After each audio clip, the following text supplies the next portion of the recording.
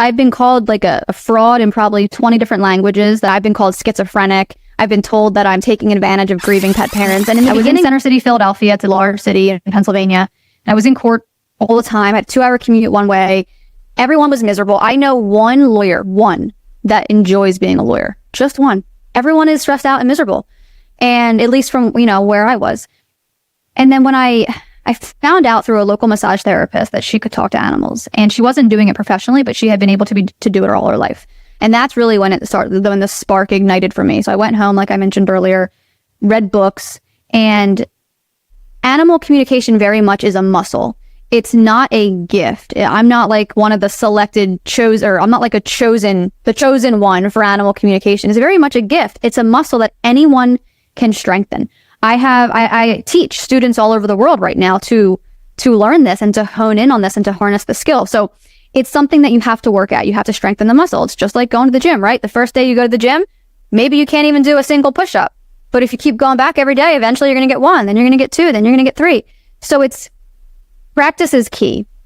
I didn't really do research other than reading the books.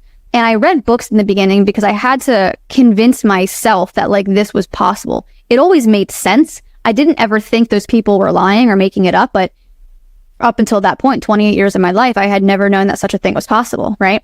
So my only research really was just reading those books in the beginning, and then it was just practice sessions. And I would do free practice sessions for anybody that would give me feedback, because that's how you build the muscle. In the beginning, you really have to do a session for an animal who has a human guardian that can give you feedback. Like practicing with the spiders and the ants and the wild animals is great, but it's not going to build your confidence in the beginning because you're not being told like that actually was accurate. There's no way you would have known that. So a ton of practice. Yes, you have to train the muscle. Absolutely.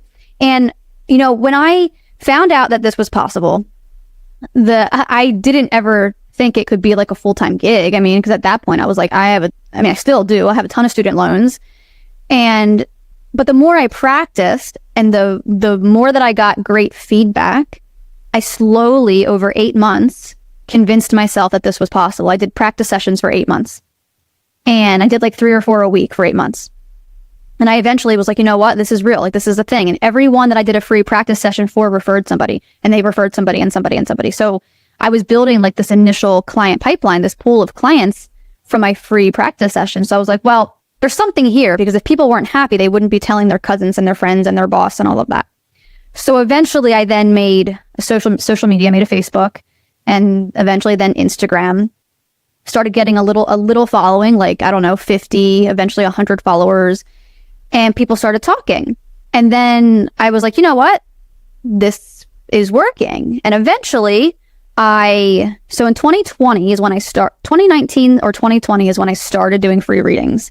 July of 2021, I left the law firm and went full-time animal communication. So I would say probably January to July of 2021, I went part-time lawyer, part-time animal communicator, because I wasn't quite convinced that like this really could work. And I got to the point where I was like, you know what? I'm not going to grow anymore in the animal communication world while still a lawyer, because it was such an energy suck for me. And it was just really stressful. I did not like court. It was not where I was meant to be. So in July of 2021, I was like, you know what? I'm doing it.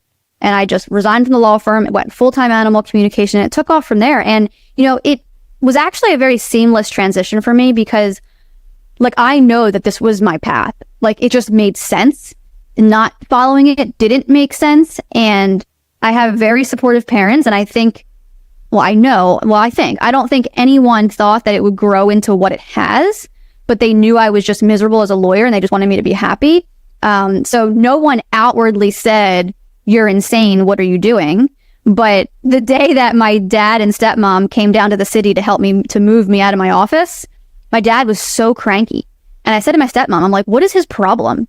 And she's like, "Nick, this is hard for him." I'm like, "Hard for him? He's not the one as a stressed out lawyer in Philly. Like, what do you mean?" So, like, it was an adjustment for people that cared for me, but they just wanted, me to be cared for and happy. But I never really went through like people telling me, "You're insane. What are you talking about? This is nuts." Like, I was blessed to not have any of that. So it was actually a really pleasant process. Well, that's quite brave, because I would have thought like, if I said that to my parents, they'd look at me funny. That must be quite hard for you. I think the reason that it was such an easy transition is because I did those free practice sessions for 8 months, like I said. And in the beginning, it was my mom's dogs. And so like she saw firsthand certain things that I never would have known because I didn't live with her, right? And, you know, they're slowly seeing my social media build. They're slowly seeing their friends at their jobs talking about their free session they had with me and like, oh my gosh, like she never even met me. How would she have known that? So it was these little seeds that were constantly being planted for them to be like, okay, maybe there's something here. I don't think they understood it at first, especially my dad, but it got to the point where it was like impossible to ignore. And he just saw how happy I was with it. And now it's so funny. Now my dad, like he works at a police department. Now he tells, you know, in the beginning it was, well, my daughter's a lawyer. My daughter's a lawyer. My daughter's a lawyer. So I would go visit him at work and all the cops would think I was a lawyer when I quit a year and a half ago. I'm like, Dad, I'm not a lawyer anymore. He's like, yeah, but you're still a licensed attorney. I was like, yeah, but I'm never going to be a lawyer. Now I go there and they're like, oh, Nikki, like, can you talk to my cat? Like, what is my dog saying? What do you think about this? So now I'm Nikki, the animal communicator, not my daughter, the lawyer. So it's just been a fun process. Having an online based business is hard at times because people have opinions, right? Especially when they're behind a screen and they have a keyboard. So in the beginning, it was tough. I call them keyboard warriors because it makes it sound less scary, right? Like the trolls. And in the beginning, it was hard. You know, I've been called like a fraud in probably 20 different languages that I don't even know what they're saying. I look it up and I'm like, oh, fraud, scammer. Okay, cool. Like I know those words now. You know, I've been called schizophrenic. I've been told that I'm taking advantage of grieving pet parents. And in the beginning, that really derailed me because I wasn't yet confident in my skills. And, you know, my husband made a great point early on. He was like, Nikki, these comments are only upsetting you because you're not confident.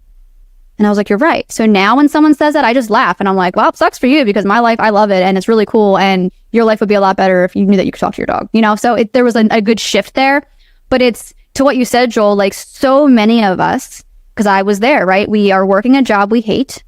We're miserable. We don't like our coworkers. We dread 9 a.m. We look forward to 5 p.m. We dread Monday. We look forward to Friday. And like, that's not a way to live. And I'm not saying that you all have to just quit your job and, you know, go frolic in the wilderness, but it's like, what do you want to do with your life, right? I don't care if your parents told you have to be a doctor. I don't care if you've been told you have to take over the family business. No, you don't. Like, do you want to or not? Because it's your life. And whether you have kids or not, or a mortgage or sick parents or whatever, like you can make tiny steps to bring joy into your life. Maybe you can't just automatically quit your 9 to 5 and do something that you love because you won't make as much money, but you can do certain steps every single day to one day get there. And it's just allowing yourself the grace. And it's like, I feel like we're raised in the modern world to put everyone before ourselves.